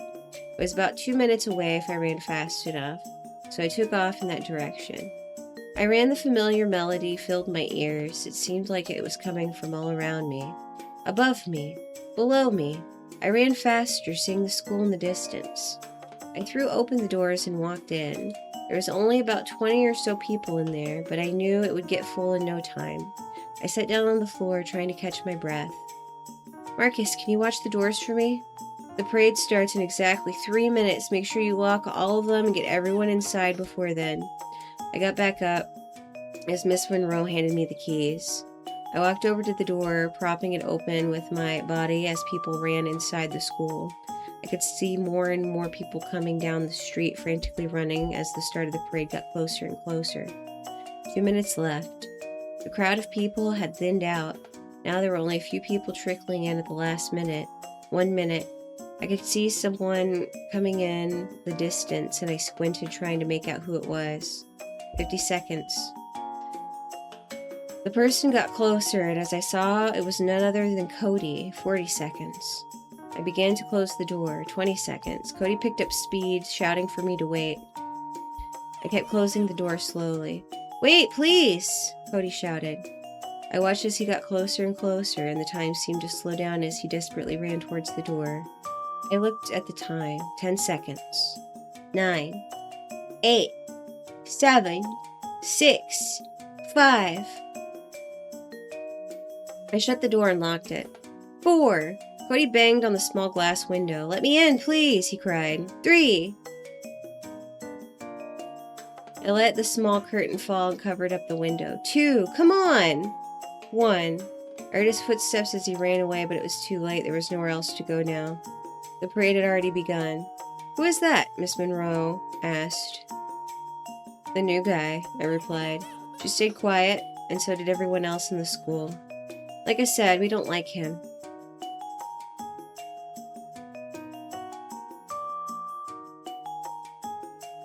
The end.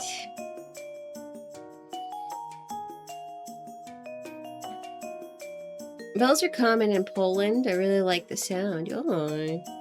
Does the fairy know that church bells and train tracks are lethal to her kind? It's not that bad. I like it when it hurts a little. That was not the correct thing to say. Go ahead, I'm waiting. Go ahead. Take your time. I know there's some stream delay. There you go. There you go. I like how I say that and you immediately hit me. What does that say about you, chat? Hmm?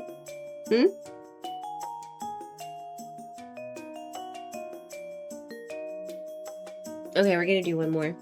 Goodness, my ears are so wiggly. Wah, wah, wah, wah. Thank you for the head pats. We're trying to make the streamer happy, is that it? He's gonna get his eyes out too. Get patted, get patted, get patted, get patted. Wiggle, wiggle, wiggle, wiggle, buddy dun dun dun dun dun dun dun dun dun dun dun dun. Okay, this one is the day the angel came. The rooftop of the Point Pine Hospital overlooks the town and the surrounding woods. In the distance, you can see the sign that welcomes you to Point Pine, although it's too far away to read from up here. Not that it matters, I already know what it says. Welcome to Point Pine, population unknown. Some people usually come up here to smoke. I don't smoke, but I like coming up here and looking down at all the people in the town who are walking around, running errands and whatnot. They look so small from up here, like ants, and sometimes I imagine a giant foot coming down from the sky and squishing everything in town. That seems healthy. It's gruesome, I know. But I've always had an overactive imagination. Besides, it gets boring being in a hospital bed all the time. The beeping of the machines, the smell of the antiseptic, and although is enough to make anyone go crazy after a while, so I like to get away for some time. Usually that means about 30 minutes before the nurse realizes that I'm missing. I'm sure they know where I am by now. I think they like to give me some time before they come up to get me because they normally don't show up until about an hour after I get up here. I'm not sure if they're allowed to do that, but I appreciate it nonetheless. But enough about me. This story isn't about me, at least not really. It's about the people of Point Pine, and it's about Apollo. I met Apollo a few hours ago on the rooftop of the Point Pine Hospital. I had been up there for no more than 15 minutes when suddenly I noticed him standing a few feet away from me, leaning over the edge, staring at the town below us. He was dressed in black, including a black hat that covered most of his face, and dirty, worn-out boots. I was startled because I hadn't noticed anyone else out here when I came up. It was like he had just appeared out of nowhere, and given the number of odd things that occur in this town, I wouldn't be surprised if he had. He was smoking a cigarette, and the wind was blowing the smoke directly into my face. I stifled a cough and turned the other way. Don't know what it is yet, do they? I looked over at him, but he continued to look down and smoke. Again, it blew into my face and I tried not to cough. Excuse me? I asked. He turned to face me, but I couldn't make out the top half of his face due to the shadow caused by his hat. The doctors, they don't know what you got, he replied, taking another drag from his cigarette. This time he exhaled the smoke blew into my face. I coughed. He had an accent, but I couldn't quite place it. Sorry, he tossed the cigarette on the floor and used his heel to put it out. How do you know? I asked after a few minutes of silence. Because I know a lot of things about a lot of people. I stepped closer to him. Like what? He turned back towards the town below us and pointed off to the right. You see that man over there in the brown coat walking out of the library? I squinted and found the man that he was talking about, however I couldn't tell who it was from up here. He killed his 5-year-old son about 2 months ago and let his wife go to prison for it. That's awful, I said. People are pretty awful, yeah. You know Mr. Terrence, the psychic baker? He asked. Yeah? Is he a murderer too? He shook his head. No, he's one of the good ones, but his mother used to torture his sister when they were younger. Mr. Terrence has a sister? I asked. Had. She's dead. She's been for years. Suicide. There were a few minutes of silence as we watched people walking through town. Who are you? I said finally. Apollo, he replied. I nodded. And you're Daphne. I nodded again. How do you know all of these things? He sighed. Let's just say I'm not exactly human, he replied after a few seconds. So what are you? I asked. An angel. An angel? Yep, an angel. This dialogue is not great. No offense. No offense to the writer. He's just like, yeah, so that guy murdered his small child, and that guy touches his pee-pee at night. Anyway, I'm an angel. How are you doing, sick lady? Top tier dialogue. No idea what you're on about. So why are you here in Point Pine? That's... That would not be how I say... I would not say the town name so often. If there was an angel on the roof with me smoking a cigarette, I wouldn't be like... Why are you in... Insert town name here. I'd be like, I gotta go. Someone is going to do something really bad soon, and I need to be here for that.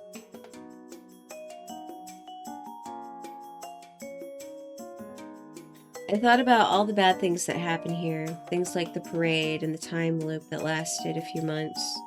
How bad? I asked. Worse than the parade, and worse than the time loop.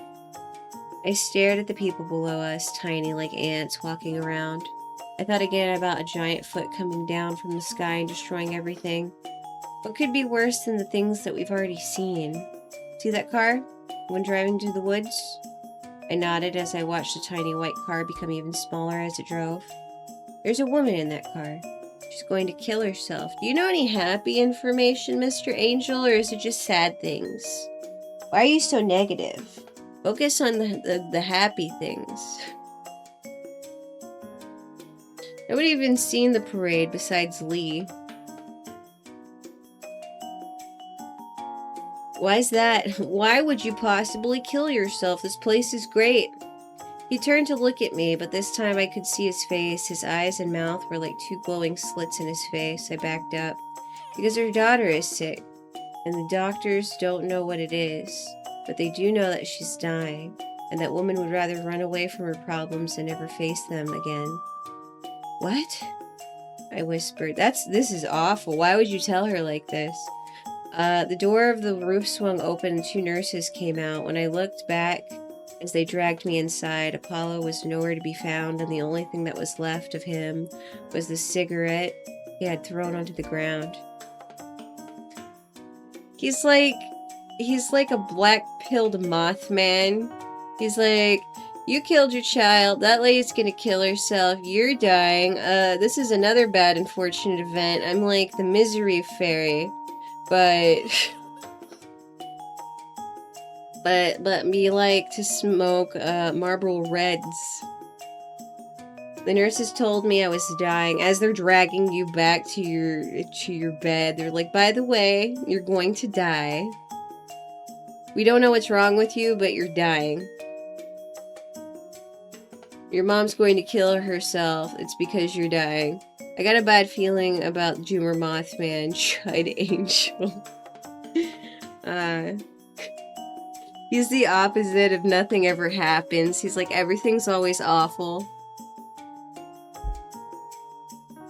They said Mom wanted to tell me, but couldn't get a hold of her, but someone saw her steal a car?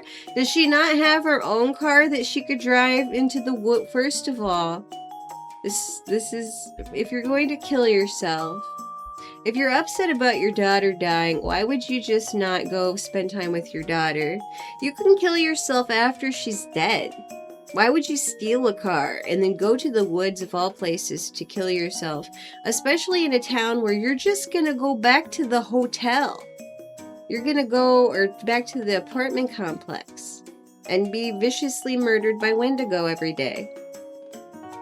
Do you think they have like a schedule where like okay, it's Tuesday. Jim, it's time for you to be eaten by the Wendigo. Angel has no chill. I don't think this is a bad thing. I don't think this is the bad thing that Apollo was talking about. It started getting gray outside. The sun's getting dimmer and dimmer as the minutes pass. I can tell that something is going to happen. Everyone is acting jittery and anxious. The nurses have started to ask everyone to keep the blinds shut. This is just the look outside game.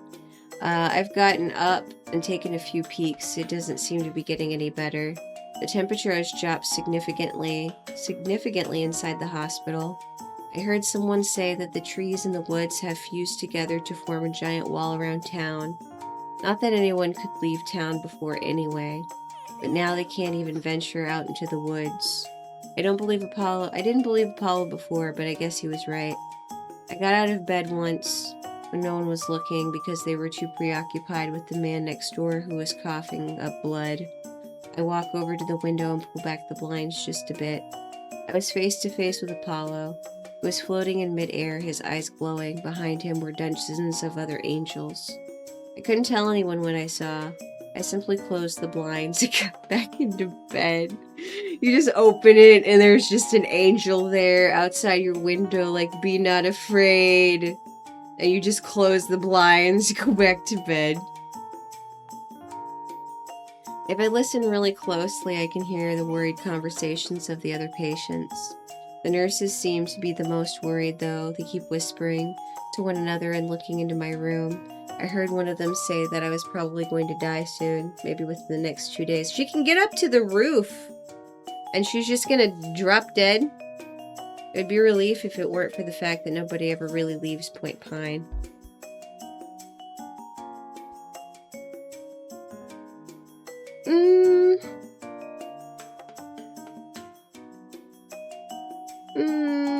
How long is this one? This one's pretty long. Just get on the roof and do a flip. Easy. We can do one more. We can do one more. We have a little bit of time. Okay. This one is room 813. Point Pine's newest attraction. I woke up at 8:10 a.m. and I was not in my room, but that isn't the first thing that I focused on. I was more worried about the fact that I was awake before 8:13, the 8:13 alarm. No one was supposed to be awake before 8:13 alarm.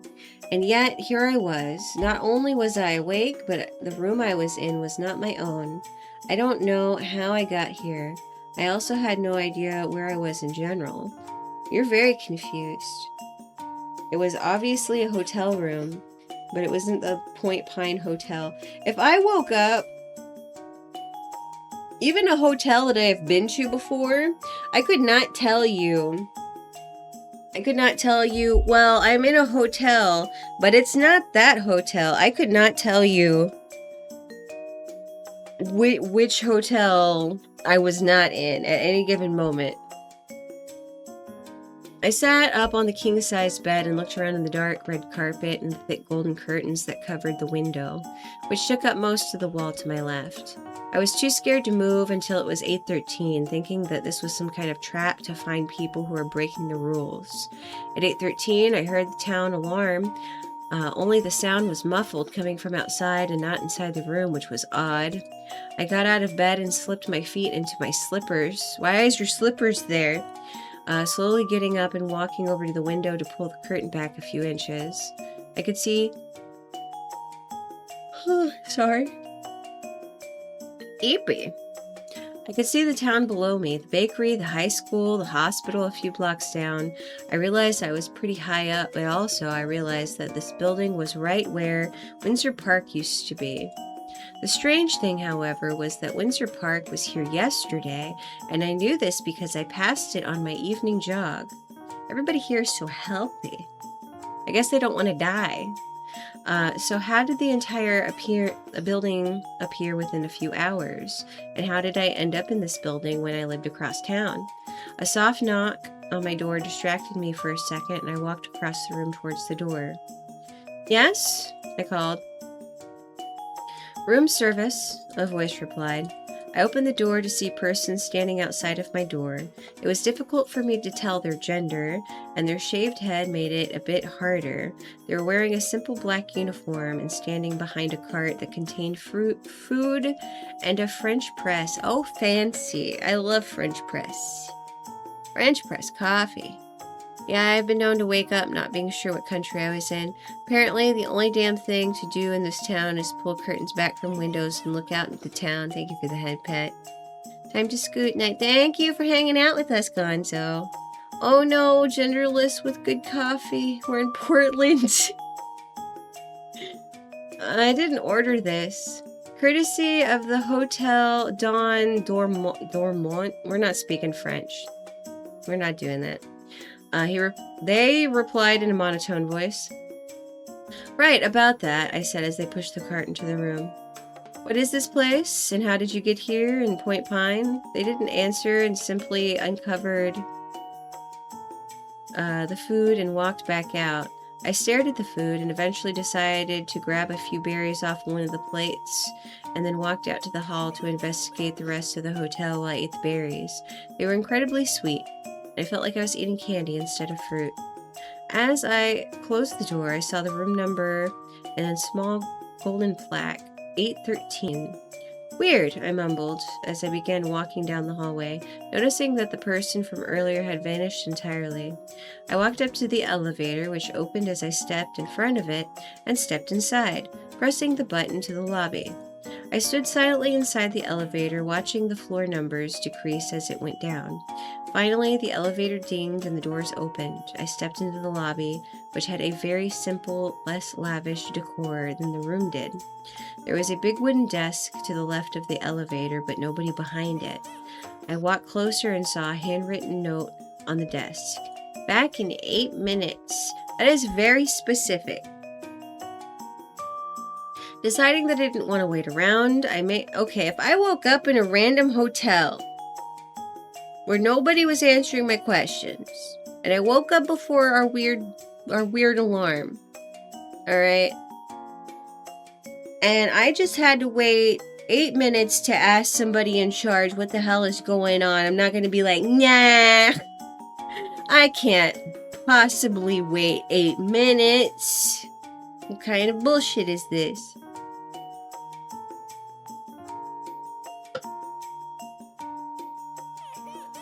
Deciding that I didn't want to wait around, I made my way back towards the hotel doors and pushed them open. I found that they were extremely heavy. I had to lean on them and push them open using all of my body weight. The slippers that I wore weren't much help. They slid against the floor of the lobby, but I managed to get the door open enough to slip outside. I stood on the sidewalk and looked around. There were a few people walking around already. A gust of ice-cold wind hit me suddenly, making me jump and causing goosebumps to erupt all over my body. I crossed my arms across my chest, wishing that I at least looked for a robe or something. Looks like you need this. I turned to see the same person as before standing to my left holding out a black robe. I took it and put it on, trying it. When I looked up again, they were gone. It's like a perfect butler. Feeling somewhat unsettled, I began to walk into town, passing a few people who were out on their morning run. A chihuahua on a leash yapped at me as I passed by. I made my way to the Point Pine Cafe. There wasn't a line, which was out of the ordinary for this hour. As I walked to the counter, I realized I didn't have any money on me. Shit, I whispered. Rough night. I turned to see Edwin, one of the baristas, walking up behind me as he started to clean off the table. What? You're in your pajamas, Bev. Yeah, right. Are you okay? He asked, walking closer to me. Yeah, I just woke up in the hotel, and I don't remember how I got there. You walked here from the Point Pine Hotel? Edwin raised his eyebrows. No, not that hotel. The Hotel Dormont? The what? I pointed in the direction of the hotel. It's right down the street, where Windsor Park used to be. He stared at me for a few minutes before walking outside the cafe and looking down the street in the direction of the hotel. I watched him stare for a while before turning back and coming inside. Another gust of wind made it into the cafe, and I shivered. When the hell did that get there? He asked. I shrugged. When did that get where? Asked another worker I'm not familiar with who came out of the kitchen. The hotel down the street.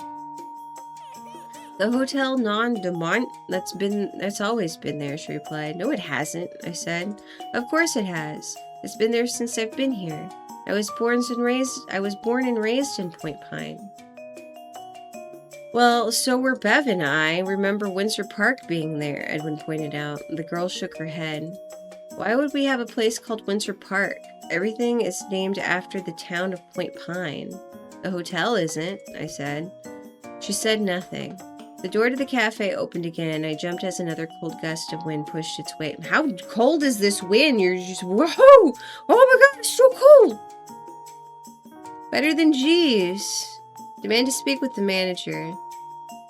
8 whole minutes, we have time for that. We all turned to see who had walked in. I saw a man that I did not recognize. He was dressed in an expensive-looking suit, but his hair and beard looked unkempt. Hi. Welcome to the Point Pine Cafe, the girl greeted him. Edwin and I looked at each other. Are you new? Edwin asked, stepping in front of the man and blocking his way towards the counter. No. Where did you come from, then? The hotel down the street. Can you move? I need some coffee. Edwin stepped out of the way and looked like he was about to say something else, only he was interrupted by some shouting that was coming from outside. I followed him as he walked towards the door and pulled it open. As we stepped out, I noticed just how cold it was. I was shivering uncontrollably. I already couldn't feel my nose, lips, fingers, or toes. I wrapped my arms around myself for warmth and watched 2 men push each other around on the sidewalk. Fight, fight, fight! A crowd was beginning to form. Edwin walked in between the men and placed one hand on each man's chest, trying to stop the fight from escalating. They towered over him comedically, but neither attempted moving. What's going on? Edwin asked. He's pulling some kind of prank on me, making me think I'm crazy, the man on the left replied. He was bigger than the other man and dressed in workout clothes. It's not a prank. He thinks the hotel just showed up today for some stupid reason. I know it's been here the whole time, the second man shouted defensively. As he adjusted his Point Pine High School sweatshirt. Edwin looked over at me and then both looked down the street. There was a crowd starting to form outside the hotel, and it looked like even more people were beginning to argue and fight with each other. I jogged down the street as the cold wind blew my face, feeling like thousands of needles were being pressed into my face. I reached the crowd of people in front of the hotel and tried to catch my breath as I watched a woman grab her baby's bottle, unscrew it, and then pour the contents over another woman who screamed. I noticed a guy named Jeffrey who was running towards an older man. When he reached him, he tackled him to the ground, and the 2 fell right in front of me. I tried to move out of the way, but they tripped over me and I fell. I felt my head bounce off the concrete before everything went black. When I woke up, I was back in the hotel room. There was something cold on my head. I realized it was an ice pack, and the same room service worker from earlier was standing near my bed. Or was it the same worker? I couldn't exactly remember, but they sure did look familiar. Still, there was something off about them. What happened? I asked, trying to sit up. Oh, you should be careful. You hit your head pretty hard. I managed to sit up all the way and noticed that the curtains had been pulled back completely, giving me a full view of the town below me. It was absolute chaos. It looked like the setting of a post-apocalyptic movie down there. People were running around like lunatics. Some were still fighting, and others simply watched. How did the hotel get here? I asked, not looking away from the window. It depends on who you ask, the worker responded. I'm asking you. There was a period of silence. I had to look to make sure they hadn't left. The hotel wasn't always here, right? So when did it get here? I asked. Well, that's a little hard to remember, isn't it? What? The worker began to walk towards the door, evading the question. Enjoy your stay. I suggest you stay inside. You're much safer in here. I turned back to the window as the door to my hotel room door closed, and below me, the town continued to tear itself apart.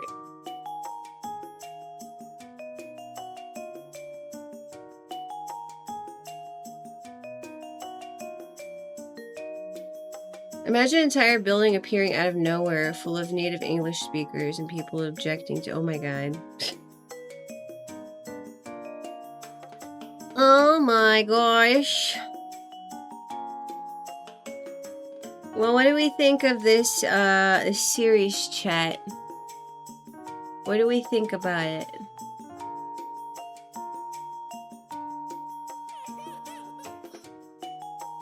I don't think I'd fight someone over that hotel's always been here. Aren't you just brimming with anger? Aren't you just ready to fight?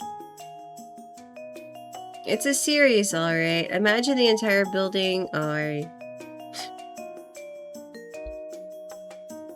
It is certainly a thing. Let's take a look-see. For those of you that I owe a raid, would you like to pick someone for today or not? Interesting. It was certainly interesting. I was expecting it to be something else, but the whole series seems vaguely like the stores from West Side High.